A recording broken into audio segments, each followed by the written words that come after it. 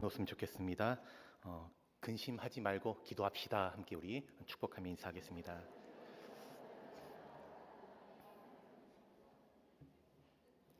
아멘.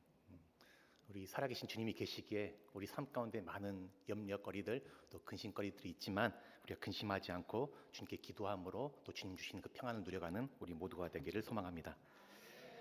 오늘 우리가 함께 읽은 이 말씀은 예수님께서 이 38년 된 이 병자, 오랜 이 기간 동안에 이 병을 앓았던 이 병자를 고치신 이야기가 나옵니다. 본문에 보게 되면 그 예수님께서 유대인의 명절에 예루살렘에 올라가셨다라고 이야기하고 있습니다. 당시 유대인들의 명절, 유대인들의 주요한 큰 절기들에 유대인들은 많은 사람들이 몰려서 이렇게 예루살렘으로 오게 되는데, 그 당시에 그 예루살렘 성전 입구에는 이제 제사드릴 때 쓸 양들을 출입하는 그 양문이라는 곳이 있었습니다. 그리고 그 예루살렘 성전 양문 곁에 이 자비의 집이라는 뜻을 가진 이 베데스다라는 그 연못이 있었습니다. 근데 당시에 이 베데스와 관련된 이 민간 신앙이 있었는데요. 가끔씩 천사가 하늘에서 내려와서 이 베데스다 물을 휘젓게 되는데, 그때 이제 물이 움직이게 되죠. 그때 이 물이 움직이게 될 때에 가장 먼저 그 물속으로 들어간 사람은 그가 어떤 병에 걸렸다 할지라도 깨끗하게 낫게 된다는 그러한 이 전설이 있었습니다. 민간 신앙이 있었던 것이죠. 그래서 수많은 사람들이 이것을 믿으면서 이제 베데스다 연못 가운데 많은 환자들이 몰려들게 되는 것입니다. 오늘 본문 2절, 3절이 여기에 해당되는 말씀인데요. 같이 한번 말씀을 읽어보겠습니다. 예루살렘에 있는 양문 곁에 히브리 말로 베데스다라 하는 못이 있는데 거기 행각 5이 있고 그 안에 많은 병자, 맹인, 다리 저는 사람, 혈기 마른 사람들이 누워 물의 움직임을 기다리니. 이 베데스다 못 주위에는 행각이 5개가 놓여 있었는데, 이 행각은 이 기둥이 있고 위에 이 천정, 지붕이 있는 그런 일종의 쉼터와 같은 그 기능을 하는 곳이라 할 수가 있습니다. 그런데 그곳에 각종 많은 병자들이 모여 있는 것이에요. 맹인, 다리 저는 사람, 혈기 마른 사람 등등 수많은 이 중증 환자들이 여기에 모여서 거기서 먹고 자고 기거하면서, 이동하면 자리를 빼앗기기 때문에 거기에 기거하면서 언제 천사가 물을 움직이게 하나 그것만을 주시하면서 이 신락 같은 희망을 붙잡고 있었습니다. 고고학자들의 그 연구에 의하면 이 베데스다 연못은 이 간헐 온천이었을 것이다라고 그렇게 추정하기도 합니다. 그곳에 이제 온천수가 유입되어서 간혹 물이 솟아오르는 그런 현상이 있게 되는데, 이 물에 유황이라든지 철분 같은 그 성분이 함유되어 있어서 간혹 가다가 이 치료의 효능을 발휘하기도 했다는 것이죠. 그런데 과학적 지식이 없었던 당시 사람들은 이제 물이 동할 때 이것을 하늘에서 천사가 내려와서 물을 움직이게 하는 것으로 그렇게 믿었던 것입니다. 그래서 이 많은 사람들이 이 전설을 믿고 물이 움직이기만을 기다리면서 그렇게 모여 있었던 것이에요. 그런데 이 모습들을 보면 참 비극적인 것이 뭐냐면, 이 베데스다, 이 뜻이 뭐라고 했죠? 이 자비의 집, 자비의 집이라고 하는 이 베데스다에서 이 병자들끼리 모여서 서로 이 경쟁하고 있는 것이에요. 왜 이 처음 이 물에 들어가는 사람만 나올 수 있었을 것인가? 참 힘들고 아픈 사람들, 다 가련한 처지에 있는 사람들끼리 모여 있는데 거기서도 서로 그 병자들끼리 경쟁해서 1등을 해야만 이 병이 나을까 말까 한 그러한 참 잔혹한 현실 가운데 처해 있는 것을 우리가 보게 됩니다. 게다가 물이 뭐 자주 움직이는 것도 아닌데 만일 이 물이 움직일 경우에 거기에 제일 먼저 들어갈 수 있는 사람이 누구일까요? 앞을 보지 못하는 맹인이 제일 먼저 들어갈 수 있을까요? 물이 동했다 할지라도 보지 못하는데 어떻게 들어갈 수 있겠습니까? 그렇다고 걷지 못하는 사람이 먼저 들어갈 수 있을까요? 물이 움직이는 것을 봤다 할지라도 걷지 못하는데 어떻게 거기에 들어갈 수 있겠습니까? 또 뭐 전신마비 환자라든지 혼수 상태에 빠져 있는 이런 사람들은 꿈도 꿀 수 없는 일인 것이죠. 그래서 틀림없이 이러한 사람들보다는 훨씬 더 덜 아픈 사람, 그나마 재빨리 몸을 움직일 수 있는 그러한 사람들, 상대적으로 병이 덜 중한 그러한 사람이 제일 먼저 들어갈 것입니다. 사실 치유받아야 할 사람은 가장 병이 심각한 사람일 것인데, 이 베데스다가 보여주는 것은 제일 덜 아픈 사람이 들어가는 이러한 아이러니를 우리가 보게 됩니다. 그리고 또 어떤 사람이 먼저 들어갈 수 있을까? 아마도 이 연못이 있으면 연못 멀리 떨어진 사람보다 연못 가까이 있는 사람이 물이 움직이는 그 순간에 빨리 들어가기에 유리했을 것입니다. 그렇다면 이 연못과 가까운 자리, 이 자리는 굉장히 경쟁률이 치열했을 것이고, 그리고 아마 비싼 자리세를 내야 그 연못 주변에 있는 그 자리를 차지할 수 있었을 것이에요. 그래서 돈이 있거나 힘이 있는 사람이 이러한 연못 주변을 차지할 수 있을 것이라고 볼 수 있는 것이죠. 또 어떤 사람이 가장 먼저 들어가기에 가능했을 것인가 생각해 볼 때에 이 도와줄 수 있는 사람이 있는 사람, 그죠? 혼자 아파서 혼자 못 들어간다 할지라도 옆에서 대신 던져 넣어줄 수 있는 그러한 도울 수 있는 사람, 사랑하는 가족이나 친구가 있는 그러한 사람이 먼저 들어갈 것입니다. 그러게 병든 자들 가운데서도 더 약하고 힘없는 사람들, 더 중한 병을 가지고 있는 사람들, 홀로 버려지는 사람들에게는 아예 치료의 기회조차 주어지지 않는 이러한 무자비한 집, 이것이 바로 베데스다 연못의 현실이라 할 수가 있습니다. 이런 역설을 보여주고 있는 것입니다. 그러게 이 베데스다 연못 주변에는 결국에는 오랜 기간 동안 고침받지 못하는 이 중증 환자들이 많이 있을 수밖에 없는 것이죠. 근데 그 중에서도 오늘 이 등장하는 38년 된 병자, 이 사람이 아주 심한 병을 앓고 있는 사람이 아니었나 보게 되는데요. 성경은 이 사람을 설명하는데 그 5절 말씀을 보시면 거기 38회 된 병자가 있더라라고 말하면서 이 사람의 이름도 소개하고 있지 않습니다. 그냥 그의 병이 이 38년이나 되는 긴 병을 앓고 있었다고만 그렇게 말하고 있습니다. 병이 38년 되었다는 것, 이것은 뭐 당장 죽을 병은 아니었다 할지라도 그가 오랜 기간 동안 정상생활을 하기 어려운 그러한 심각한 지병을 앓고 있었다는 것을 우리에게 또 말해주고 있고, 또 7절에 보면 이 못에 넣어줄 사람이 필요했다라는 그러한 것을 통해서 이 사람이 거동이 불편해서 혼자 들어가기 어려운 상황이었고, 또 그 옆에 도와줄 수 있는 사람이 없는 홀로 외롭고 쓸쓸한 그런 사람이었다는 것을 우리가 알 수가 있습니다. 그런데 이 사람은 왜 이 베데스다 연못에 있었을까요? 현실적으로 계산해 볼 때에 이 물에 들어갈 수 있는 그 가능성이 매우 낮고 희박한데 왜 그는 오랜 이 시간 동안에 이 베데스다 연못에 머물며 지내고 있었을까 생각해 보게 되죠. 어쩌면 이 사람은 진짜 자신의 병이 나을 생각으로 여기에 있지 않았을 수 있습니다. 그냥 갈 곳 없어서 오랜 이 지병 때문에 가족들에게 버림받고 또 공동체로부터 추방되고 소외되어서 다른 방도도 없고 희망도 없어서 그저 그곳을 그냥 자신의 삶의 자리로 잡고 있었을지도 모르겠습니다. 이러한 비참한 상황 가운데 있는 그곳에 오늘 그 예수님께서 예루살렘에 올라가시면서 그 성전 옆에 있는 베데스다 연못에 방문하게 되시죠. 예수님은 수많은 환자들이 질비해 있는 그 가운데에서 이 38년 된 병자에게 다가가십니다. 그리고 주님은 그에게 중요한 질문을 하시는데요. 우리 6절 말씀 같이 한번 읽어보겠습니다.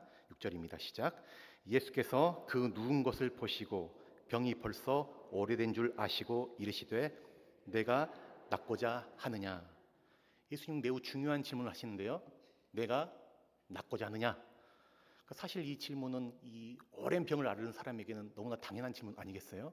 너무나 낫고 싶은 마음이 간절할 텐데 예수님은 물어보나 마나한 이 질문을 하시는 겁니다. 그런데 사실 내가 낫고자 하느냐는 이 질문은 이 사람의 핵심, 깊은 이 중심을 찌르는 그런 중요한 질문이라 할 수가 있습니다. 누가복음 18장에 보면 예수님께서 한 맹인에게 물으시는데요. 그 맹인에게 내게 무엇을 해주길 원하느냐라고 그 맹인에게 물어봅니다.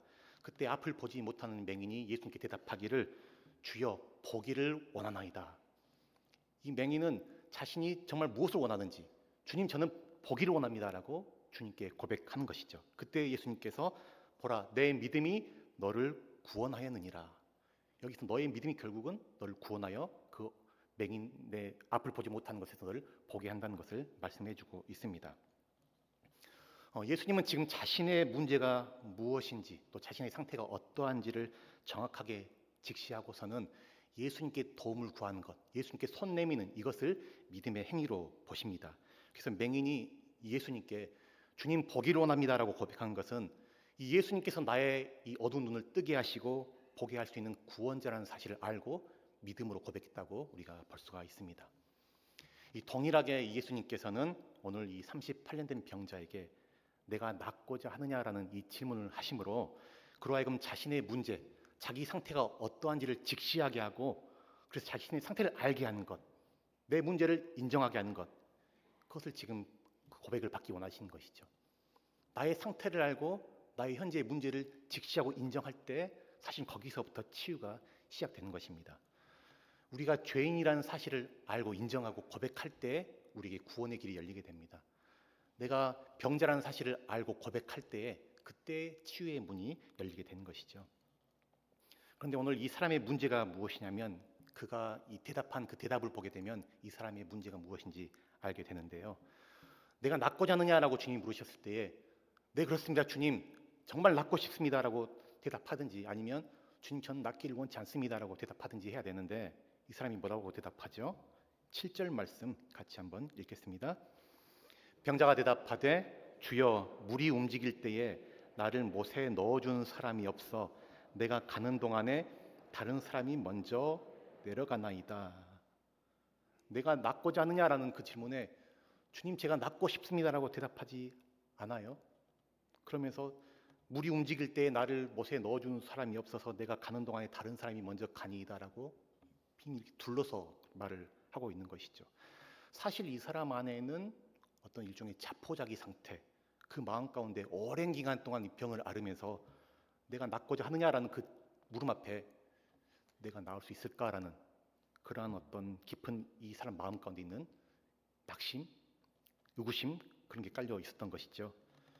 자기를 못에 넣어줘서 지금까지 내가 못에 들어가지 못했습니다라고 하는 이 말 속에서 어떤 다른 사람을 향한 원망 또 이 사람에 대한 어떤 외로움, 좌절감 이런 것들을 읽을 수가 있죠.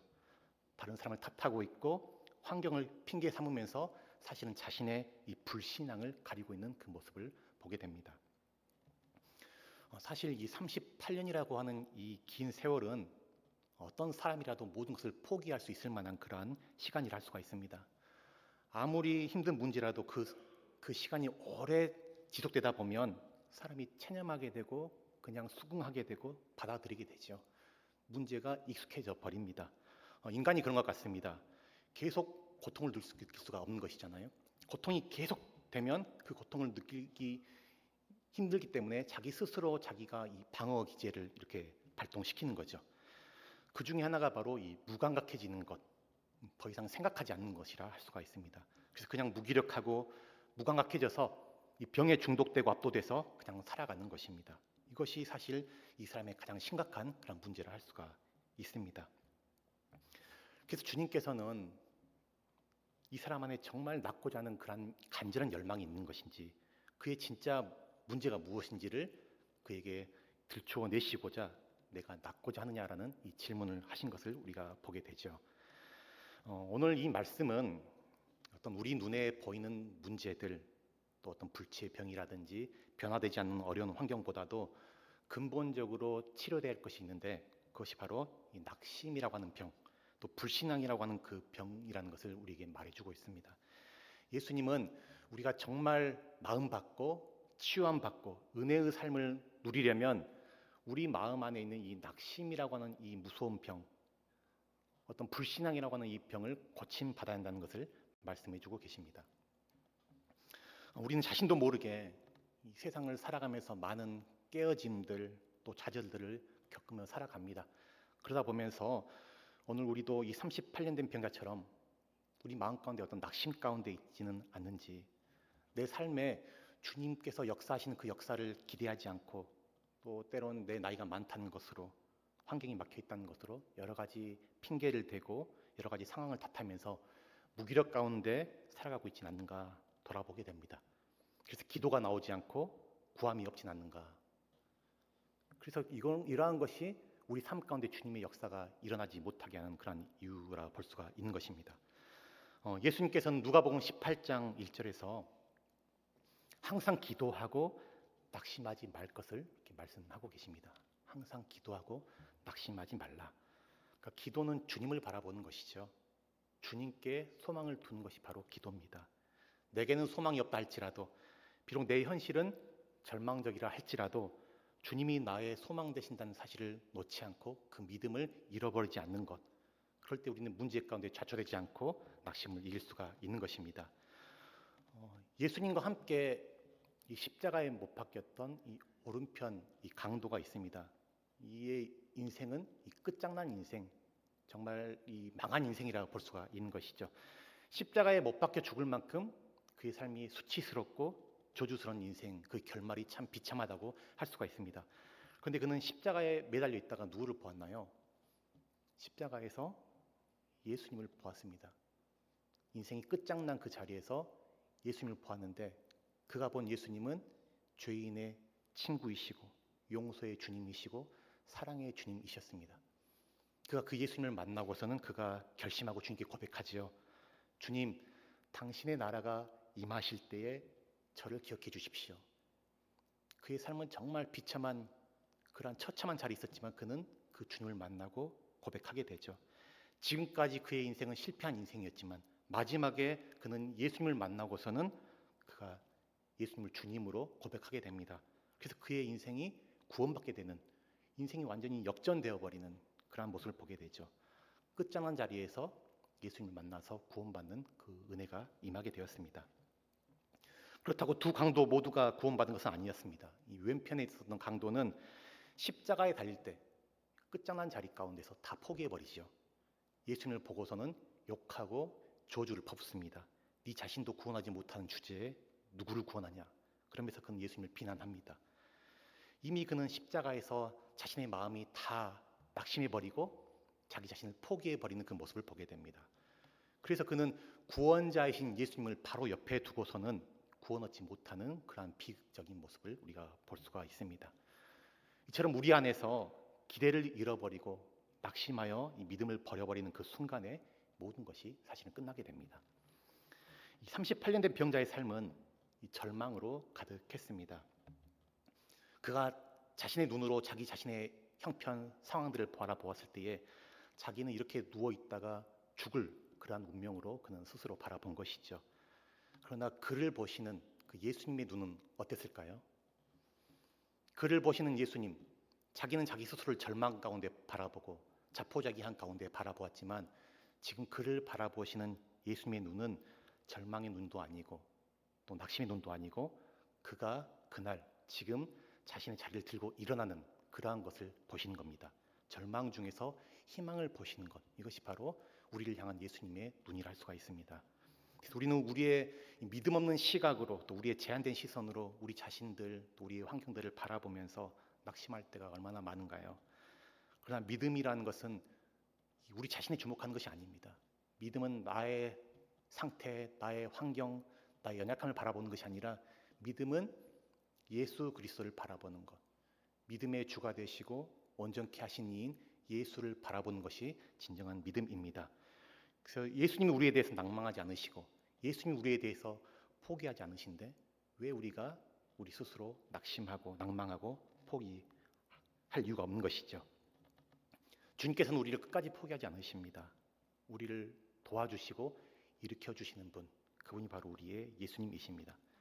그래서 우리는 우리 자신 안에서 소망을 찾는 게 아니고 예수님 안에서 우리는 소망을 발견할 수가 있습니다. 예수님만이 우리의 소망 되십니다.